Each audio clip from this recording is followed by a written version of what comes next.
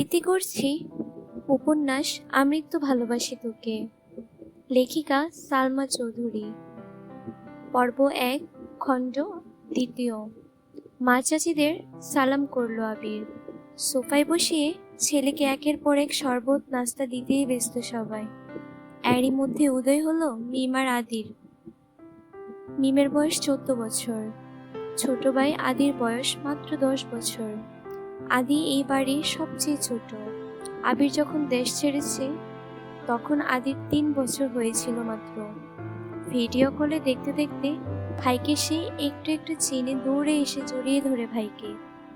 আবিরও জড়িয়ে ধরেছে আদিকে। মিম ও আবিরের পাশে এসে বসেছে, খুশ গল্প করছে সবাই। আদি জিজ্ঞাসা করছে, ভাইয়া আমার জন্য কি এনেছো? আবির যেই না উঠতে যাবে মা চাচিরা উঠতেই দিচ্ছে না। আগে শরবত খাবি তারপর উঠবি। আবির তানভীরের দিকে তাকিয়ে বলল, ওই লাগেজটা নিয়ে আয় তো। তানভীর একটা লাগেজ টান দিতে যাবে, আবির আচমকা বসা থেকে উঠে দাঁড়িয়ে, ওইটাতে ছবি না। তানভীর সহ বাড়ির সকলেই যেন অবাক হয়ে গেল। আবির আবার ঠান্ডা মাথায় বলল, পাশের লাগেজটা নিয়ে আয়। তানভীরও তার কথা মতো লাগেজ নিয়ে আসলো। লাগেজ খুলে যে যার মতো জিনিস বের করছে আর জিজ্ঞাসা করছে, এটা কার, ওইটা কার? আবির শরবত খেতে খেতে উত্তর করছে, আদির জন্য বিদেশি দামি দামি খেলনা, মিমের জন্য ড্রেস, কসমেটিক্স, বক্স, মা কাকিদের জন্য অনেক গিফট, তানবীরের জন্য মোবাইল, একটা ল্যাপটপ, অন্যান্য গিফট।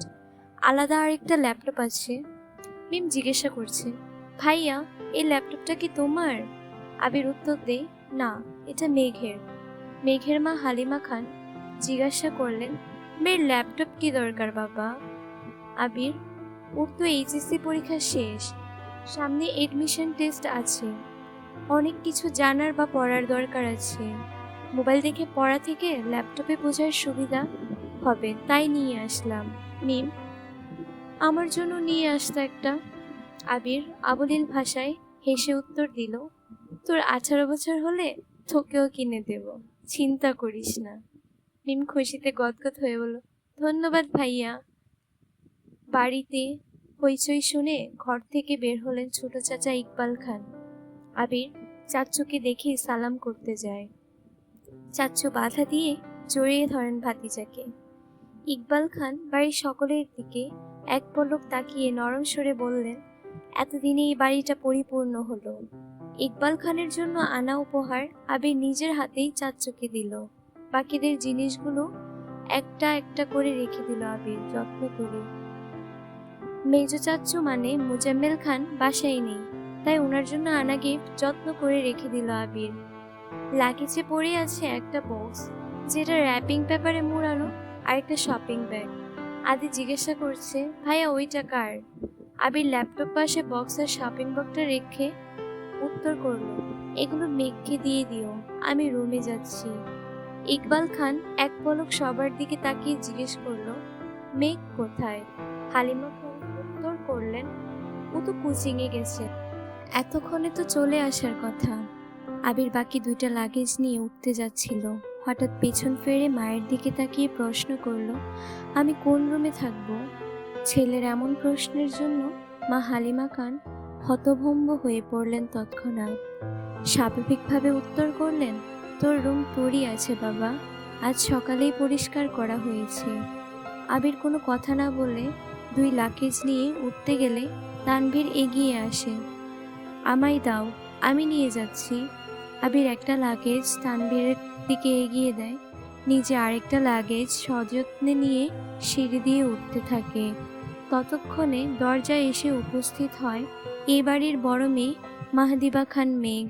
মিম মেঘকে দেখে দৌড়ে এসে বলে, আপু আপু, আবির ভাইয়া এসেছে। মেঘ সিঁড়ির দিকে তাকায়, লম্বা স্বাস্থ্যবান সুপুরুষ দেহী একজন হাতে লাগেজ নিয়ে সিঁড়ি দিয়ে উঠছে, শুধু পেছনটাই দেখা যাচ্ছে।